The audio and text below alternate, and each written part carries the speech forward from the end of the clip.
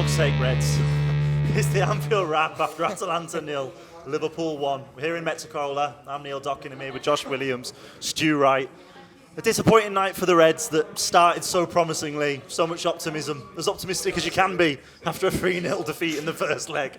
But I think we all believed, at least for a few minutes, that it was going to happen when we get that early goal.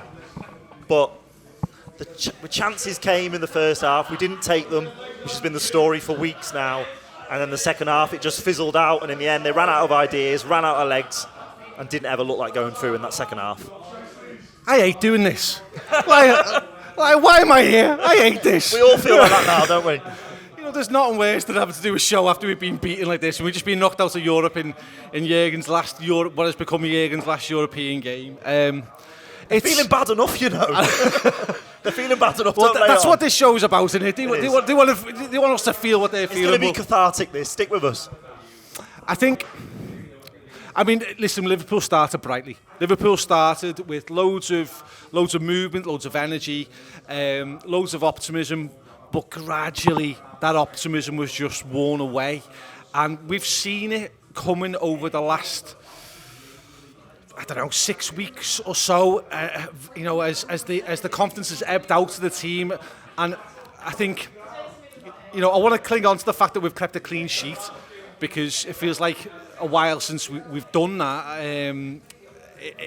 That feels like, okay, that might be important. But I actually think that, I was saying to you before, I think that the thing that I wanted to get out of today, even if we went out, was that not only did we carve a team open several times, which we have done lately, but we were putting them away. And if we'd have come away having won 2-0, and both of those goals had come from open play, from good play from Liverpool, and the forwards had shown, had not shown the hesitation, I suppose, that's crept into their game over the last few weeks. That would have been something you could take away into the remaining league fixtures, where you say, all right, we're out of Europe, but there's something to build on, because the lads up front look like they're firing again. But at the moment, I mean, it looks like we could play till Christmas 2028, and we'd struggle to score a goal. We've scored today, but it's a penalty. Yeah. I said to you fairly early on in the game, when was the last time that you can remember that Liverpool carved the team open and actually scored a goal from it? Because so many of our goals of late seem to have come from penalties, set pieces, going in off Nunes' arse, closing down the goalkeeper, or the McAllister Thunderbolts, which was not carving a team open, by the way. It was ricochet. Not something you can repeat again and again. Absolutely, and that's my biggest concern coming out of the game. It's the thing that I'm most despondent about, is that where that leaves us now going forward. It's sad that we've gone out of Europe. It's sad that we've gone out of Europe, in Klopp's last season. But there's a league season to play through here, and we're still in this title race. But that lack of belief that is affecting not just the forward players, but the rest of the team as well. It's starting to affect me as well. Yes, and it's affecting the defence. It's putting pressure on them, and also clearly.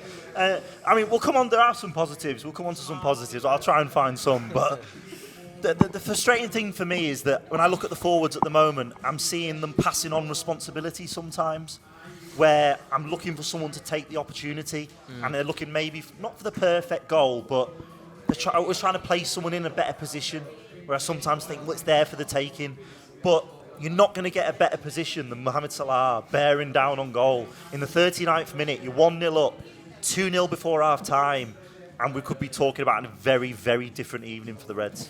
Yeah, I think that's the crucial moment, isn't it? I think if he scores that, it's a different game, and I think he should score it, and I actually think he goes with the right finish as well. I think if you're looking at the move, look at where the keeper is and things like that, I think it's the right finish. He just executes it terribly and, hits it wide of the mark and that. And I think from then onwards, we seem to spiral a little bit. When Salah came off the pitch, I think that was kind of fully, all the belief had gone by then, I think. But it's a weird feeling for me, because personally, I feel almost okay with it.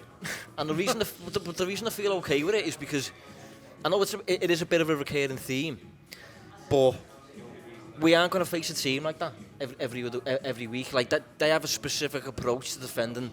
You know, it's man marking. It's quite unique, and I've seen Bielsa's Leeds do it. Ten Hag's United do it a little bit, but it's not a common way of playing. And I think over the course of the 180 minutes, they just won all of their individual duels across both legs, which is not a good sign. Obviously, it's not a good thing.